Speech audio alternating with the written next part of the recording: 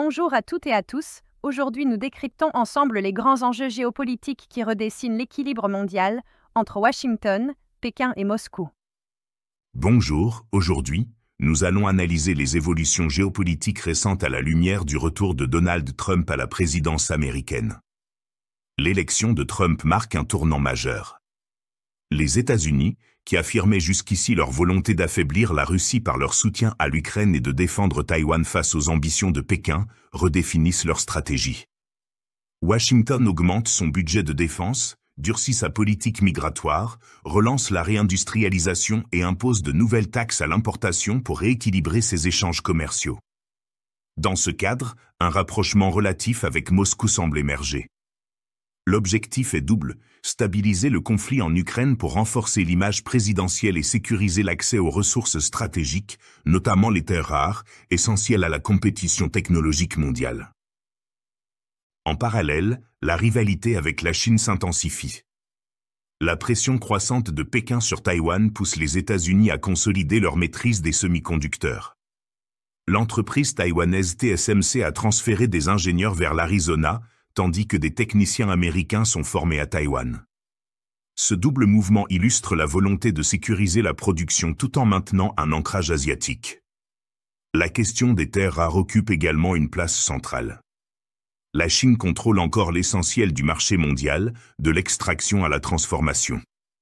Face à cette dépendance, Washington signe de nouveaux accords, notamment avec la République démocratique du Congo et l'Ukraine, afin de diversifier ses approvisionnements et développer ses capacités internes. Cette recomposition affecte directement l'Europe. Pour préserver son poids international, elle continue de soutenir l'Ukraine, malgré le coût élevé et sa dépendance aux décisions américaines en matière d'armement. Pourtant, l'Europe conserve des atouts, la dissuasion nucléaire et la capacité de projection de la France, la puissance économique de l'Allemagne et la solidité globale de l'Union européenne. Ensemble, ces forces lui permettent de rester un acteur crédible sur la scène mondiale. La Chine, quant à elle, avance ses propres pions. Officiellement neutre sur le conflit russo-ukrainien, elle renforce ses liens économiques avec Moscou. Les premières livraisons de gaz naturel russe vers la Chine et le soutien militaire de la Corée du Nord à la Russie confirment l'émergence d'un axe alternatif.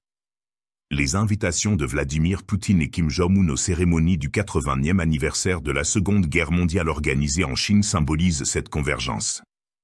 Enfin, la réunion de l'Organisation de coopération de Shanghai souligne la volonté de Pékin et de ses partenaires d'esquisser une architecture mondiale différente de celle dominée par l'Occident.